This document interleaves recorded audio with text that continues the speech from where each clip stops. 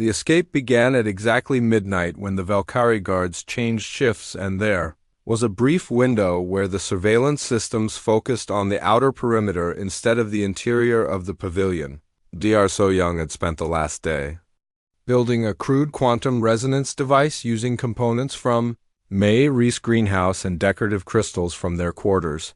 The device was designed to disrupt the consciousness extraction matrices by generating the same brainwave patterns that humans naturally produced when experiencing intense emotions. Marie had been carefully cultivating her earth plants in specific geometric patterns based on traditional Korean garden designs, but with modifications that created natural interference fields. The familiar vegetables and flowers from home seemed to remember something ancient and powerful about resisting alien influence, and they pulsed with a soft green energy that made the alien monitoring systems malfunction. Jin Seok had used his carpentry skills to create resonance chambers from the pavilions, furniture that would amplify the quantum disruption signals. The wooden frames and joints he built looked like simple repairs to their living quarters, but they were actually sophisticated acoustic devices that could focus human brainwave patterns into concentrated beams of psychic energy. The plan was audacious and terrifying in equal measure.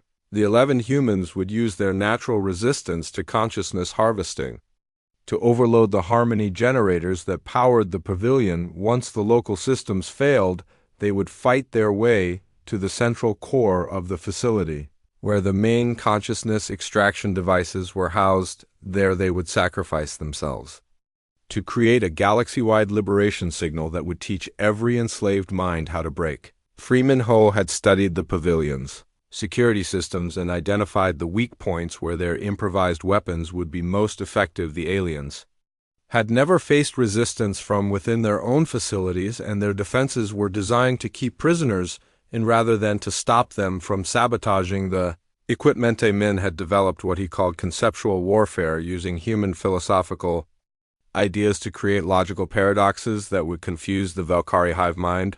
The aliens shared a collective consciousness that made them incredibly efficient, but also vulnerable to ideas that challenged their fundamental beliefs about order and harmony. The attack began when Dr. So-young activated her quantum resonance device and sent a pulse of pure human defiance through the pavilion's power grid. The harmony generators that had been quietly draining small amounts of energy from the humans suddenly encountered a wall of resistance that they could not process. The crystalline matrices began to crack and spark as they tried to extract consciousness from minds that refused to be broken. The effect was immediate and devastating. The beautiful crystal walls of the pavilion began to lose their glow, and the alien monitoring system started displaying error messages in their musical language. The guards who had been watching the humans through psychic links suddenly found themselves cut off from their collective consciousness and began to panic. Miri led the charge through the corridors carrying improvised weapons made from her gardening tools and crystalline fragments. The earth plants in her greenhouse had taught her something important about the nature of growth and resistance, and she channeled that knowledge into every step she took. The alien guards who tried to stop her found themselves overwhelmed by waves of psychic energy that felt like standing in a thunderstorm. Jin Seok and Minho worked together to disable the security systems. Using their engineering knowledge and practical skills, the aliens had built their technology to be beautiful and efficient, but they had never considered that someone might want to break it from the inside. The two men moved through the facility like a well-oiled machine, turning the aliens' own crystalline technology against them. Valkyrie guards who encountered the escaping humans were completely unprepared for what they faced. These were not the docile test subjects they had been studying, but something far more dangerous: humans who had been pushed to their breaking point and had decided to push back. The aliens' collective consciousness had no framework for understanding individual sacrifice for a greater cause, and they froze in confusion as the humans fought with desperate. Cherja Hijin used her language skills to hack into the alien communication systems and broadcast messages of resistance to other facilities across the planet. Her voice carried across the crystal cities, telling the truth about the consciousness extraction process and urging any enslaved beings who could hear her to remember what it felt like to be free. The battle was not just physical. but psychological, as the humans used their understanding of individualism and chaos to disrupt the aliens' ordered thinking. Taemin shouted philosophical challenges at the guards, asking them questions about the nature of existence and consciousness that their collective mind could not answer. The aliens began to stumble and hesitate as their shared worldview started to crack under the pressure of human logic. As they fought their way deeper into the facility, the humans began to encounter other test subjects from different worlds, beings who had been captured and partially processed by the consciousness extraction devices. These creatures had been broken and programmed like Hyun-woo, but the human resistance signal was starting to wake. The Upa creature that looked like a cross between a tree and a spider suddenly remembered its name and began to help the humans navigate the complex corridors, being made of living crystal that had been used as a living battery for decades, started to glow with its own inner light instead of the harsh energy of the harmony generators.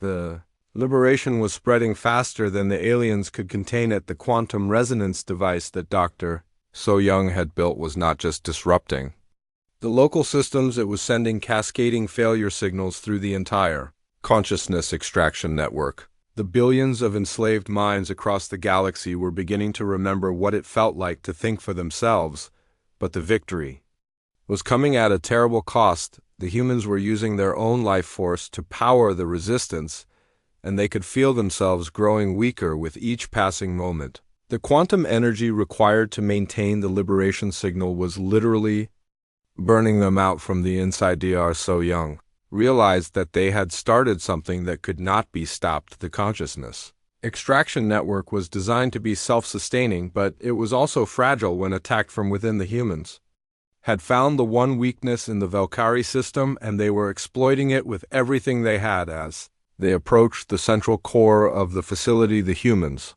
could hear the sound of crystalline structures cracking and falling throughout. The complex harmony generators were failing one by one as the consciousness extraction process reversed itself and began feeding energy back to the enslaved minds instead of draining it from them. The 11 humans looked at each other and knew that they had reached the point of no return. They had awakened something vast and powerful across the galaxy.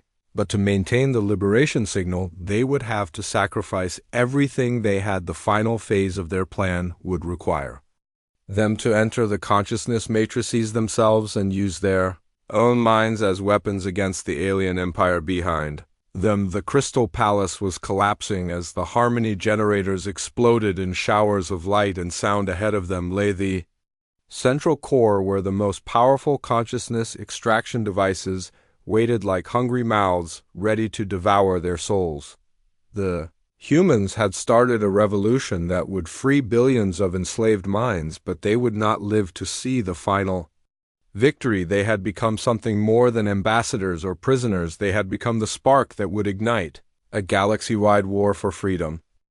The central core of the Valkyrie facility was a cathedral of crystalline horror that stretched up into the purple sky like a massive tree made of pain and light. The walls were lined with millions of consciousness matrices, each one glowing with the stolen life force of an entire being. The air itself seemed to vibrate with the screams of the enslaved minds trapped within those crystal prisons, and the humans could feel the weight of their suffering pressing down on them like a physical force. Dr. So-young stood before the main control console and understood with terrifying clarity what they had to do.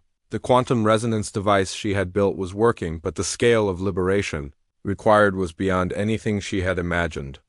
The consciousness extraction network extended across thousands of worlds and contained the minds of entire civilizations.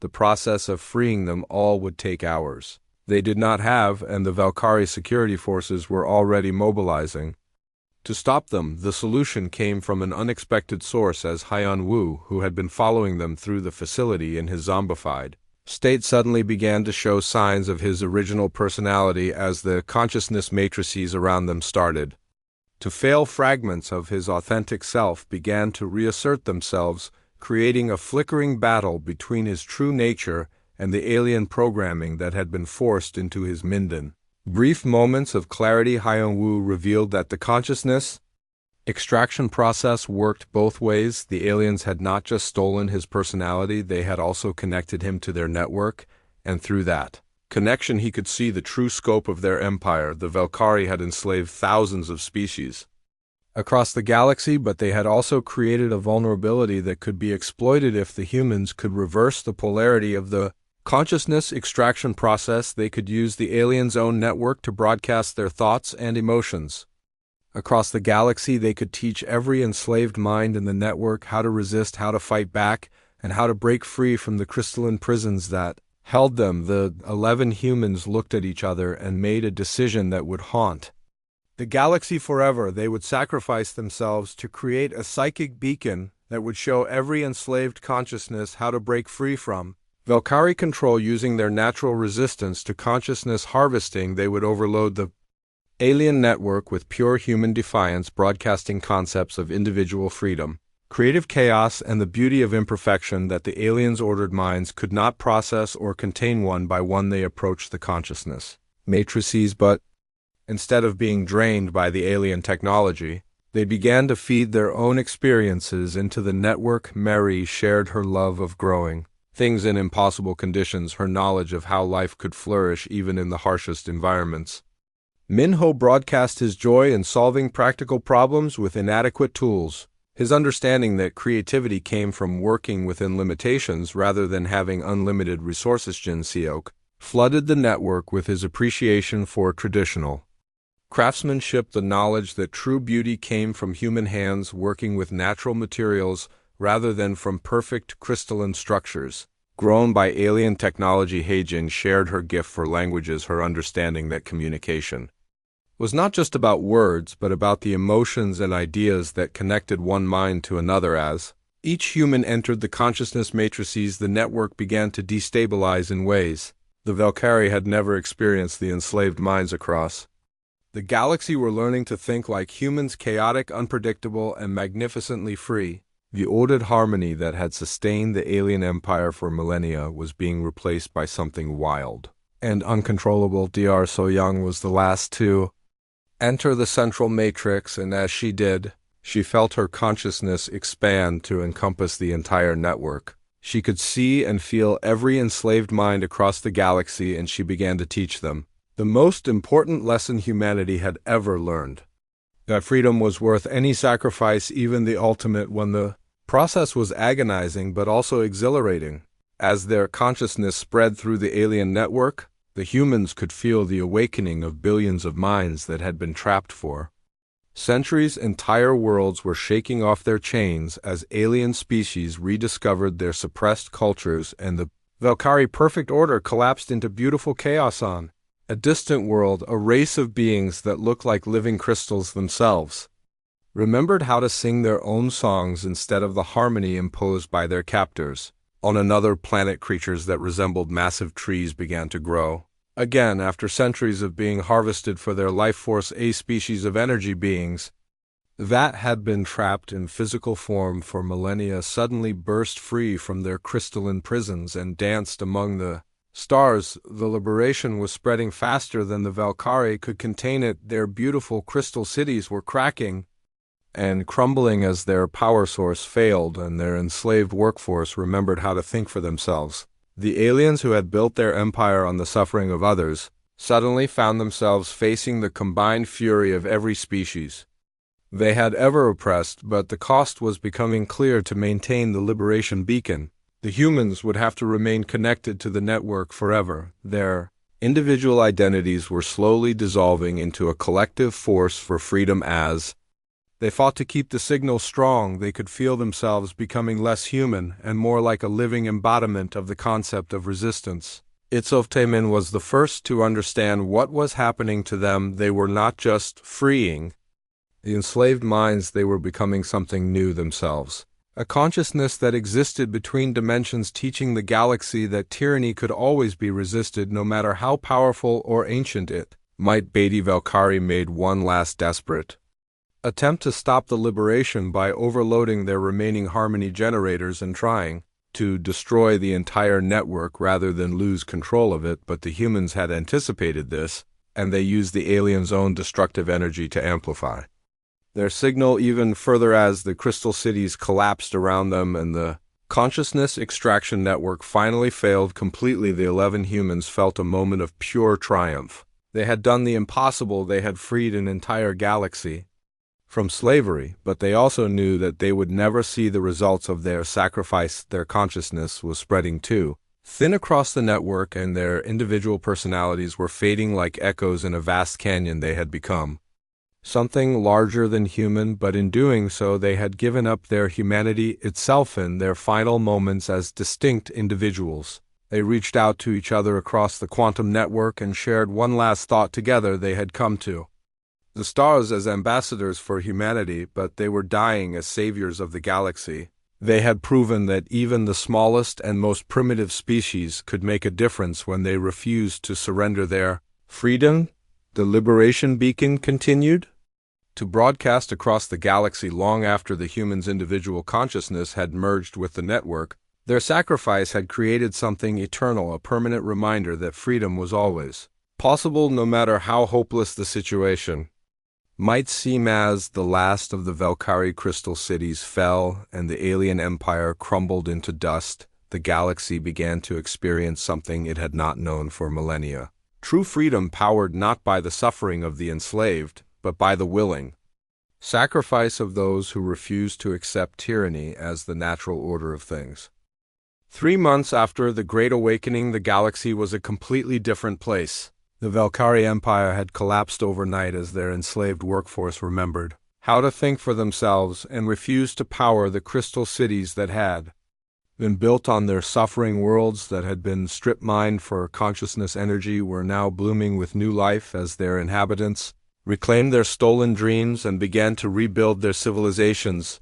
The beautiful crystal cities that had once reached toward the stars like frozen music were now dark and empty monuments to the folly of building paradise on the pain of others. The cracked spires served as memorials to the billions who had died in the consciousness extraction matrices and as warnings to future generations about the price of allowing tyranny to flourish unchecked on Earth. The effects of the liberation were equally dramatic. The secret harvesting operations had ceased immediately when the consciousness extraction network failed, but the damage had already been done. The planet's population had been subtly changed by their exposure to the alien technology, and many people reported strange dreams filled with memories that were not their own. Humans everywhere began to experience sudden insights into technologies that should not have existed, breakthrough discoveries in physics and engineering that seemed to come from nowhere, and an overwhelming sense of connection to something vast and wonderful that was spreading across the stars. Within weeks, human scientists had developed fusion reactors based on principles they had learned from the collapsed Valkyrie technology, but these new reactors were fundamentally different from the alien harmony generators. Instead of being powered by suffering, they ran on human creativity and ingenuity. The quantum cores resonated with the same frequencies that had once disrupted the consciousness extraction matrices, and they produced clean, unlimited energy that could power entire cities without any harmful side effects.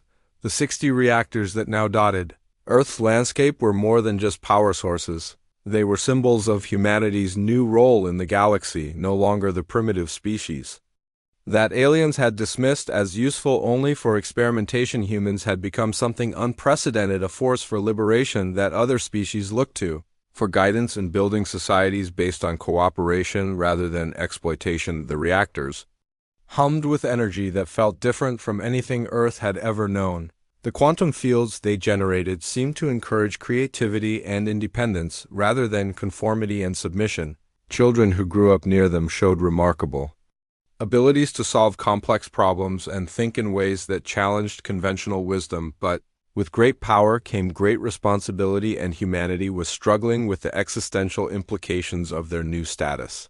The liberation beacon still broadcast across the galaxy, maintained by the merged consciousness of the 11 humans who had sacrificed their individual existence to free billions of enslaved minds. People on Earth could feel their presence not as ghosts or spirits, but as a living reminder that freedom always came at a cost. The beacon whispered through the quantum fields of the new reactors, Carrying messages of hope and warning to anyone who would listen. Dr. So Young Consciousness spoke about the importance of using power responsibly. Jin Seok warned about the dangers of building beautiful things on foundations of suffering. The existential dread that gripped humanity was not fear of the unknown, but recognition of the known. They now possessed the power to reshape the galaxy, and with it the responsibility to ensure that their actions led to liberation rather than new forms of oppression. The knowledge that 12 ordinary humans had saved billions of lives by sacrificing everything they had was both inspiring and terrifying. Marie consciousness had become something like a galactic gardener, helping newly freed species learn how to grow and thrive in conditions their ancestors had never imagined. Her knowledge of how life could flourish, even in the harshest environments, was now being shared with worlds that had been barren for centuries. Minho engineering expertise was being used to help rebuild civilizations that had been destroyed by the Valkyrie. His understanding of how to make things work with limited resources proving invaluable to species that had forgotten how to create anything for themselves. The most profound change was in how humans thought about their place in the universe. Before the liberation, they had seen themselves as a young species just beginning to explore the cosmos. Now they understood that they were part of something much larger, a galaxy-wide community of beings who had all suffered under tyranny and were now working together to build something better. But the responsibility was almost unbearable. Every decision humanity made now had consequences that rippled across the galaxy. The new fusion reactors could be used to power hospitals and schools, or they could be weaponized to create new forms of oppression. The choice was entirely in human hands, and the weight of that choice was crushing. Young people who had grown up after the liberation seemed to handle the responsibility better than their elders. They had been born into a world where humans were seen as liberators rather than primitives, and they approached their galactic responsibilities with a mixture of confidence and humility that gave older generations hope. The alien species that had been freed from the consciousness extraction matrices were rebuilding their civilizations with human help, but they were also watching humanity carefully. They had learned the hard way that any species could become tyrants given enough power, and they were determined not to let the galaxy fall under another form of oppression. Some of the freed species visited Earth to learn about human culture and philosophy. They wanted to understand how a species that had never experienced galactic tyranny could produce individuals willing to sacrifice everything to free others. The answer seemed to lie in humanity's long history of struggling against oppression and their belief that freedom was worth any price. The Liberation Beacon continued to broadcast its message across the galaxy, but it was changing as time passed. The merged consciousness of the 11 humans was evolving, becoming something that was neither fully human nor fully alien, but something new entirely. They were becoming the galactic conscience, reminding all species about the importance of freedom and the dangers of power. As humanity grappled with their new role, they began to understand that the real test was not whether they could free the galaxy from tyranny, but whether they could resist the temptation to become tyrants themselves.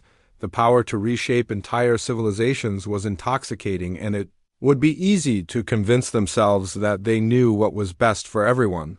The story of the 12 humans who had saved the galaxy had become legend, but their real legacy was the question they had left behind. What would humanity do with the power to free or enslave entire civilizations? The answer would determine whether the galaxy's new dawn would bring lasting peace or simply a different kind of darkness. The 60 reactors hummed with the energy of human creativity and the whispered warnings of the Liberation Beacon. As the galaxy rebuilt itself on foundations of freedom rather than suffering, the ultimate test of humanity's character was just beginning. The cosmos was watching and waiting to see what kind of species humanity would choose to become. The first week in the Cultural Exchange Pavilion felt like living inside a beautiful dream that slowly turned into a nightmare. The 12 humans woke up each morning to the sound of alien birds singing in the gardens and the sight of 3 purple suns rising over crystal spires that stretched toward the sky like frozen music. The pavilion itself was a masterpiece of alien architecture with walls that changed color based on the time of day and furniture that adjusted itself to each person's body. Dr. So Young spent her mornings in what the aliens called the research chamber, studying holographic displays of Valkyrie technology. The harmony generators that powered their civilization were fascinating, but as she studied them more carefully, she realized they were actually quite primitive. The aliens had built massive fusion reactors, but they were using them in ways that seemed wasteful and inefficient compared to what Earth scientists were developing. When she tried to discuss her observations with their Valkyrie guide, a creature called Zephyr, whose voice sounded like crystal bells ringing in the wind, the alien became visibly uncomfortable. Its 6 eyes began moving in rapid patterns, and it quickly changed the subject to safer topics like human food preferences or sleeping habits. So Young began to suspect that the aliens were not as technologically advanced as they wanted everyone to believing. Seok the carpenter had been given a workshop where he was supposed to demonstrate human craftsmanship techniques. The aliens watched him work with intense interest as he shaped wood with traditional Korean tools, but what bothered him was that they seemed more interested in how his hands moved than in what he was actually creating. They asked strange questions about human muscle memory and the connection between mind and body that made him feel like a specimen being studied. Mary found herself in a greenhouse filled with alien plants that glowed softly in the purple light. She was supposed to be sharing knowledge about Earth botany, but the aliens kept asking her to work with their plants instead. The alien vegetation was beautiful but strange. It seemed to respond to her thoughts and emotions in ways that normal plants never did. When she touched certain flowers, they would pulse with light, and she could swear she heard whispers in her mind. The most disturbing part of their new life was the daily sessions with Valkyrie researchers who claimed to be studying human culture. These sessions took place in a room with walls covered in crystalline panels that hummed softly and cast rainbow patterns on the floor. The researchers asked endless questions about human emotions, thoughts, and dreams while the panels glowed brighter and brighter. Hyunwoo, the food cart owner, was struggling more than the others. He missed his family terribly and kept asking when they would be allowed to send messages home. The aliens always had excuses.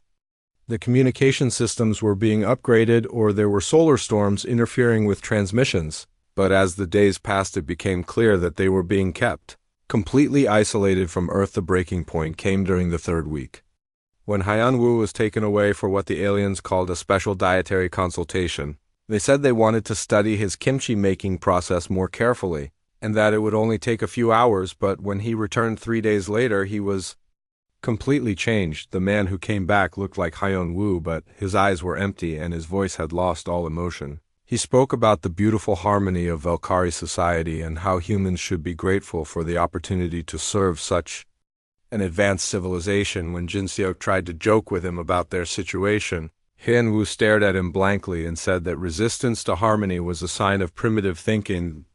The other humans knew immediately that something terrible had been done to their friend. Dr. So Young tried to examine him, but Hyun-woo just smiled that empty smile and said he felt perfectly fine.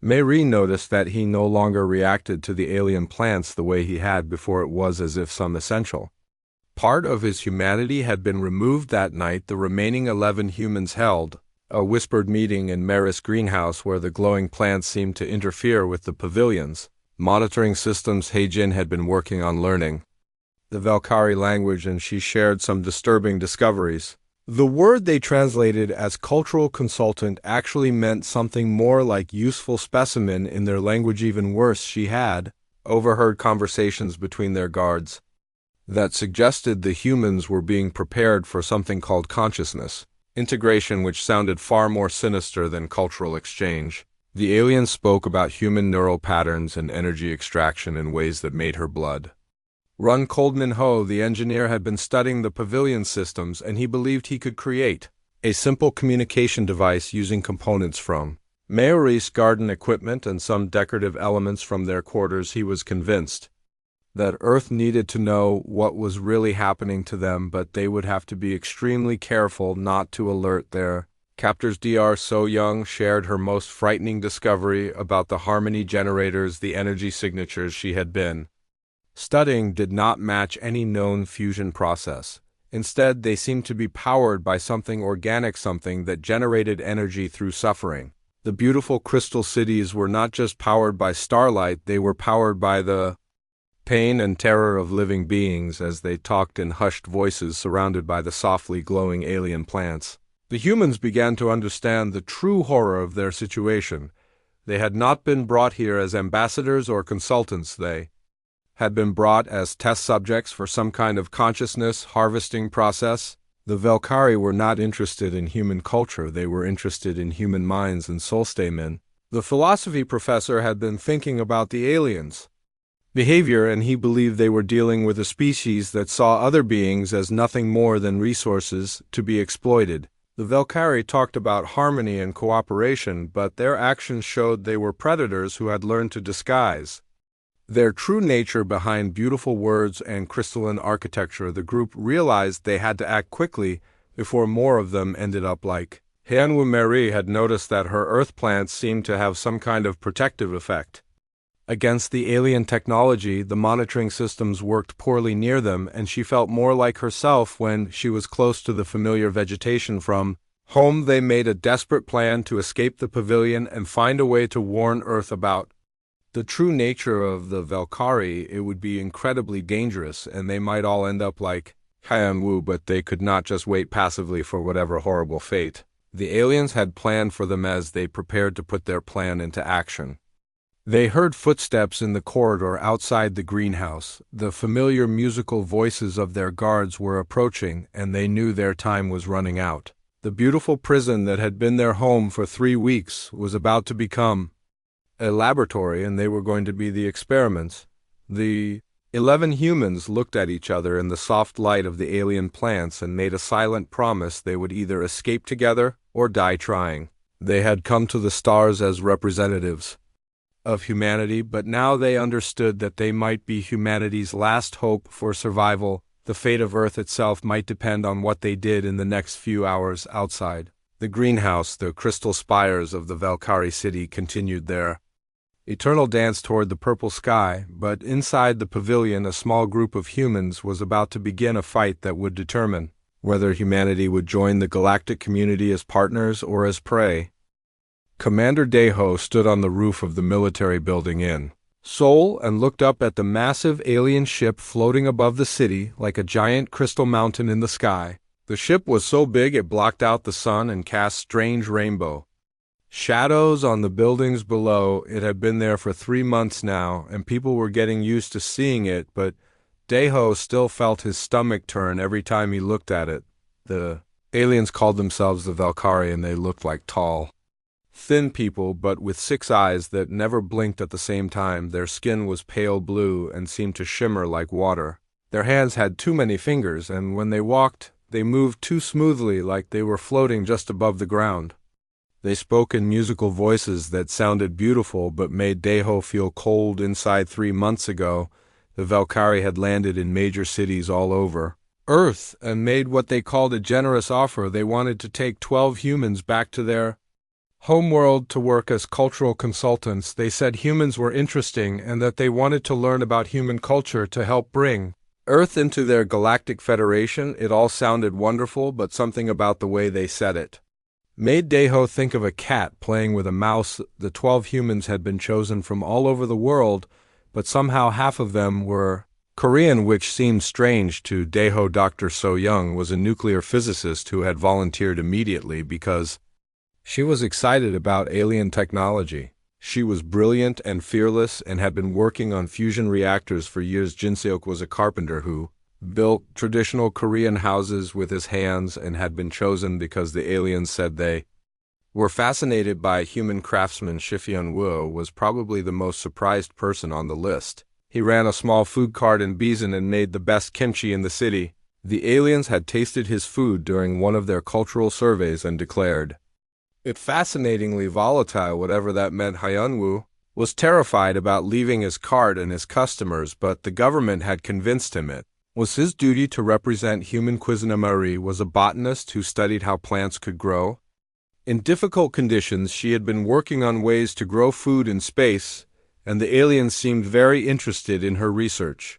Min-ho was an engineer who specialized in making things work with whatever materials were available. He could fix anything and had once built a working radio from spare parts found in a junkyard. The youngest of the group was Heijin, who was only 18 years old. She had a gift for languages and could speak 7 different languages fluently. The aliens had tested her and found that she could learn their language faster than anyone else they had met.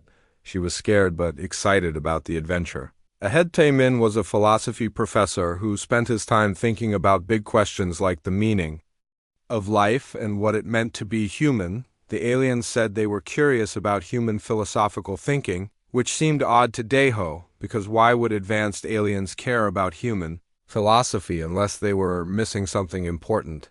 The other 5 humans were from different countries, but they all had one thing in common: they were all experts in their fields. And they all had something the aliens seemed to want very badly, even though the aliens acted friendly and polite. Daeho noticed they watched the chosen humans very carefully, like scientists watching lab rats. Today was departure day, and the 12 humans were gathering at the landing site near the Han River. The alien transport ship was smaller than the mothership, but still huge. It looked like a crystal palace with walls that seemed to shift and change color as you watched them.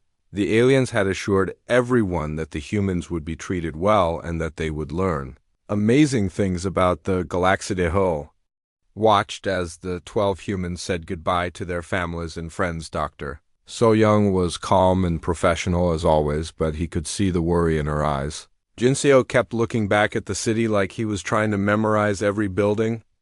Hyun-woo was crying openly and kept hugging his wife and children.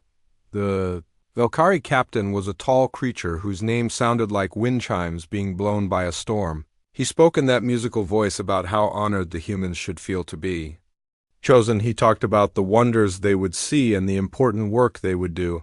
But when he smiled, his 6 eyes moved in a pattern that made Daeho feel sick. As the humans walked toward the transport ship, Heijin suddenly stopped and turned back to look at Daeho. She was pale and her hands were shaking. She opened her mouth like she wanted to say something, but then one of the alien guards moved closer to her, and she walked quickly toward the ship. The transport ship was beautiful inside, with curved walls that glowed softly and furniture that seemed to be grown rather than built. The aliens showed the humans to their quarters, which were comfortable but felt somehow wrong, like a cage made to look like a home. The walls were transparent, but they could not be opened, and the doors only worked when the aliens wanted them to. As the ship lifted off from Earth, the 12 humans pressed against the viewing windows to watch their home planet grow smaller below them. The blue marble that was Earth looked so fragile and precious as it disappeared into the darkness of space.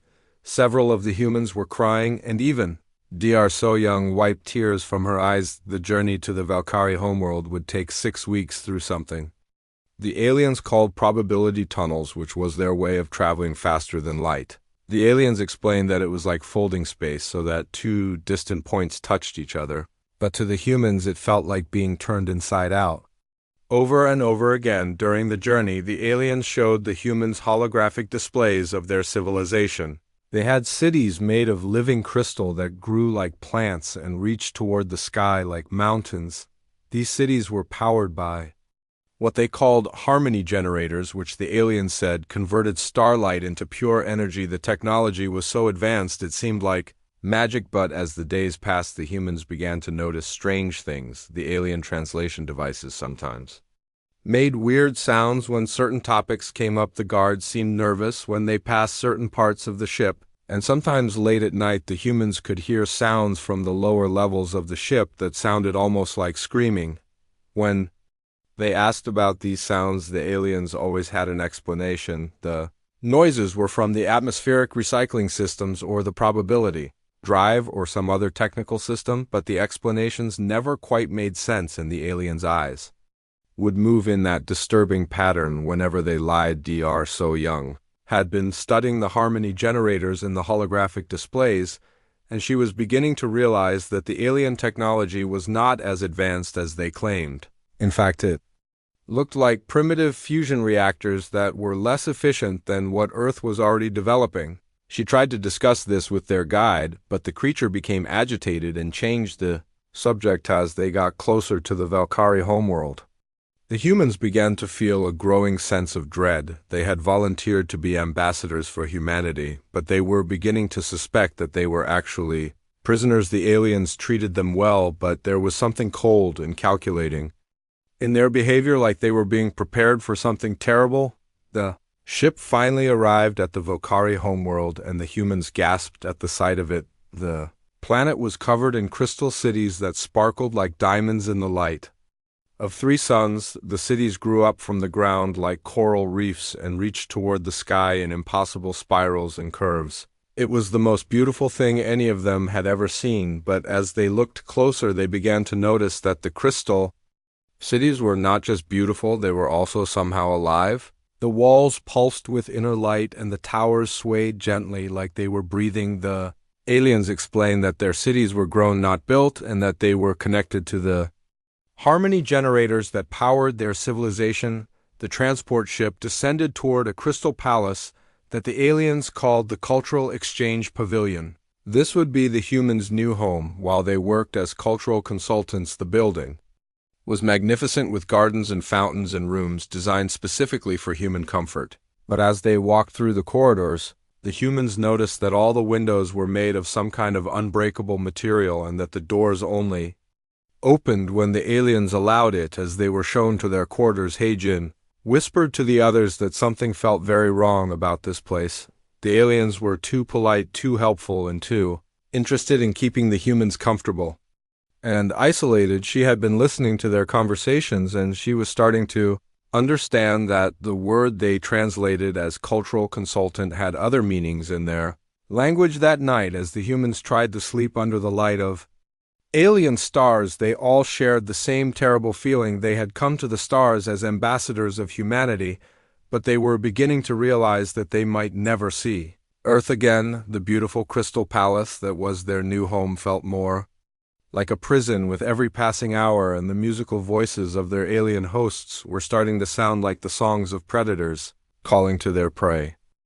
The truth came to them like a hammer blow to the heart when Dr. So Young finally managed to break into one of the pavilion's restricted data systems using a combination of her scientific knowledge and Jin Seok's practical engineering skills. They had been working for 2 days straight using tools hidden in May Reese greenhouse, while the alien plants somehow masked their activities from the surveillance systems. What they found in the alien databases was worse than their darkest fears. The Valkyrie were not just part of a galactic federation, they were the masters of a vast empire built on the systematic torture and exploitation of other species. The beautiful harmony generators that powered their crystal cities were not fusion reactors at all. They were consciousness extraction devices that converted the suffering of enslaved minds into pure energy. For thousands of years, the Valkyrie had been traveling from world to world, capturing entire populations and trapping their consciousness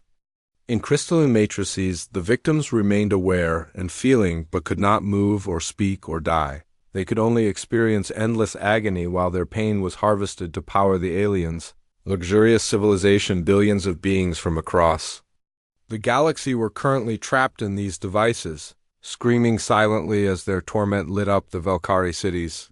The 12 humans had not been brought to serve as cultural consultants. They had been brought as test subjects for a new and improved method of consciousness harvesting human minds. It turned out generated a particularly pure and powerful form of energy. When subjected to specific types of psychological trauma, the aliens had been studying Earth for decades, learning how to break human spirits in the most efficient way possible. Dr. So Young felt sick as she read the technical specifications for the human consciousness extraction process. The Valkyrie had already perfected the basic technique, using Hyun Woo as their first successful test subject.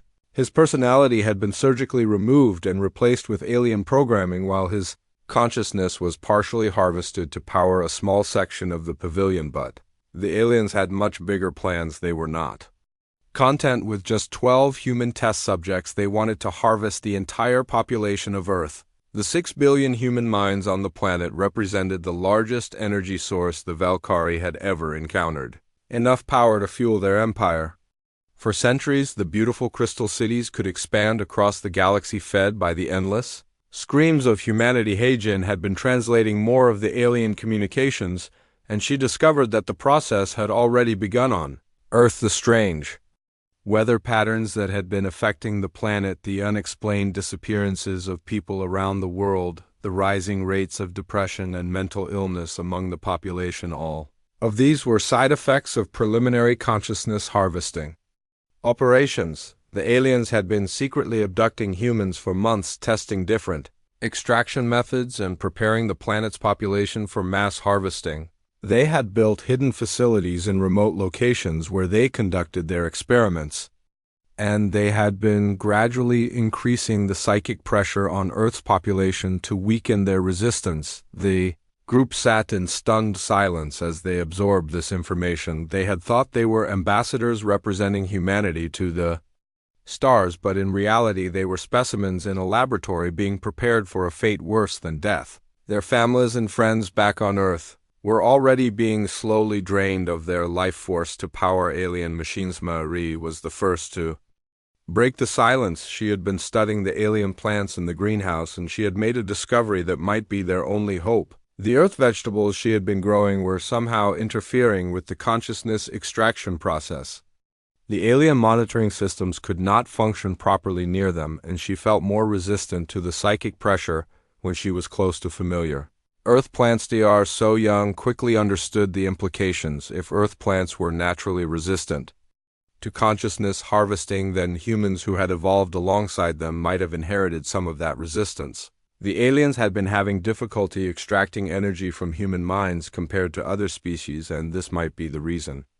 The discovery sparked a desperate hope. If humans were naturally resistant to the consciousness harvesting process, and if they could understand the alien technology well enough to reverse it, they might be able to not only escape, but also free the billions of enslaved minds that powered the Valkyrie Empire. But the task seemed impossible. The consciousness matrices were incredibly complex quantum devices that required advanced technology to operate. The 11 humans had no weapons, no ships, and no way to contact Earth for help. They were trapped in a crystal palace, surrounded by an alien civilization that had been perfecting the art of mental torture for millennia. Jin Seok pointed out that they had one advantage the aliens did not expect them to understand the true nature of their situation. The Valkyrie believed that humans were primitive beings who could not comprehend advanced technology. They were arrogant and overconfident, and that might be their weakness. Minho had been studying the pavilion's construction, and he believed that the same crystalline technology that powered the consciousness extraction devices could be turned against the aliens. If they could figure out how to reverse the quantum flow, the harmony generators were designed to extract energy from suffering, but they might also be able to broadcast energy back into the network. Taemin had been thinking about the philosophical implications of their situation. The Valkyrie had built their entire civilization on the premise that other beings existed only to serve them, but this was a fundamental error in thinking. They had never encountered a species that could resist their control or fight back against their oppression. The group realized that they had accidentally stumbled upon the key to destroying the Valkyrie Empire. If they could use their natural resistance to consciousness harvesting to reverse the flow of energy in the harmony generators, they could potentially free every enslaved mind in the galaxy at once. It would be like turning the aliens' own weapon against them, but the plan would require incredible sacrifice. To generate enough energy to disrupt the consciousness extraction network across the entire galaxy, the humans would have to willingly enter the crystalline matrices and use their own minds as weapons. They would have to maintain their resistance while being tortured by alien technology and somehow broadcast their defiance to billions of other victims. As they discussed the plan in whispers, the humans could hear the footsteps of their guards getting closer. The aliens were coming for another one of them, probably to continue their experiments in consciousness extraction. The time for planning was over. They had to act now or lose their chance forever. Dr. So Young looked around at her 10 remaining companions and saw the same determination in their eyes that had carried humanity through every crisis in their history. They were scared, but they were also angry, and that anger was exactly what they needed to power their resistance. The terrible discovery had shown them the true nature of their enemy, but it had also revealed their own hidden strength humanity had evolved on a world that had somehow prepared them for this exact battle, and now they would find out if that preparation was enough to save not just themselves, but every enslaved consciousness in the galaxy. As the alien guards approached the greenhouse, the 11 humans prepared to begin the most important fight in the history of their species. They would either free the galaxy from the tyranny of the Valkyrie or die trying, but they would not go quietly into the crystalline hell that awaited them.